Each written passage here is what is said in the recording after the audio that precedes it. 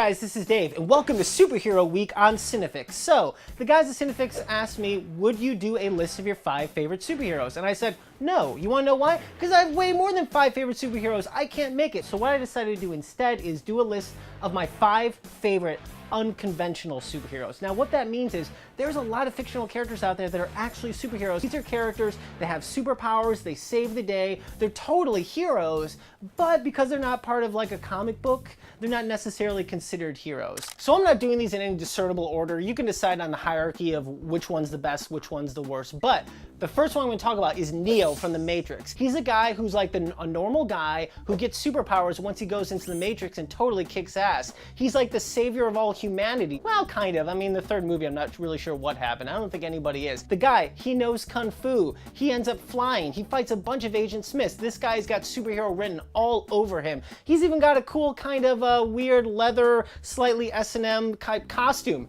It's still a costume. That's important. So the next one is certainly a superhero in his own right, and quite possibly the most powerful fictional character of all time. And that's, of course, the Doctor from the show Doctor Who. He's now over 1,000 years old. He's had many lives. He flies around in a time machine. He saved the universe over and over again. He's an alien. Can't be killed. He's basically invincible. He just resurrects in a different form. I mean, if this guy isn't a superhero, I don't know what dictates a superhero. And he's also pretty much the smartest person in the entire universe. And that's what I think makes him a great superhero, especially for kids, is the fact that it's his brains that defeat the bad guys. He's still a total badass, but at the same time, he's smart and he doesn't always use a gun. Once in a while it happened, but it's very rare. But the Doctor needs to go up there with guys like Superman, guys like Batman. If you really look at like the whole power alien thing of Superman and the super intelligence thing of Batman, you got the Doctor. All right, guys, I can't make this a sausage fest. It can't be all dudes. So next up, definitely my favorite female superhero of all time,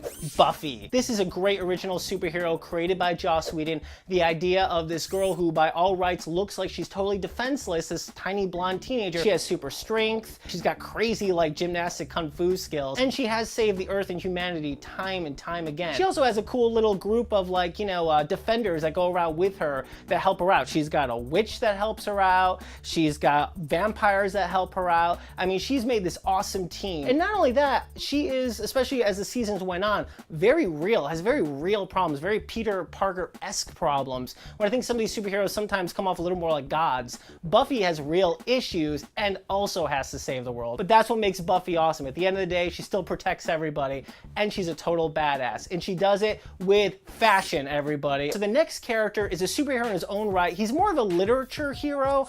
They did make a movie on this book. They also made a mini-series. But at the end of the day, Paul Moabdib from Dune is an amazing superhero. He was trained from young age to be basically a Jedi ninja from his mom, who was a Bene Gesserit, which is pretty much a, you know, group of women who are Jedi ninjas. Also, he went ahead and was trained to be a Mentat, which is a human computer, and he ends up being the Quetzalcoatl Haderach. Basically, at the end of the day, he's essentially like a superpowered Kung Fu Jesus. There's really no other way to put it. He gets to Dune, he has the spice, he has the water of life. All of a sudden, he can see all the possibilities of the universe, all the different futures laid out before him. He becomes a leader of this like indigenous group of people. Amazing book if you haven't read Dune. Paul Moabdib is the best superhero without a doubt. I had to go with this character last because he's probably the closest to my heart, and that's Goku from Dragon Ball Z. I love Dragon Ball Z. It's one of my favorite animes of all time. Fantastic manga by Akira Toriyama. When he first starts out, Goku is kind of like the Monkey King from Journey to the West. He's a little boy who's in the woods. He's got a tail. He's got a power pole. But then Dragon Ball Z happens years later, and all of a sudden he is basically this new sort of Japanese Superman. They find out he's from another planet. This is a character who had to die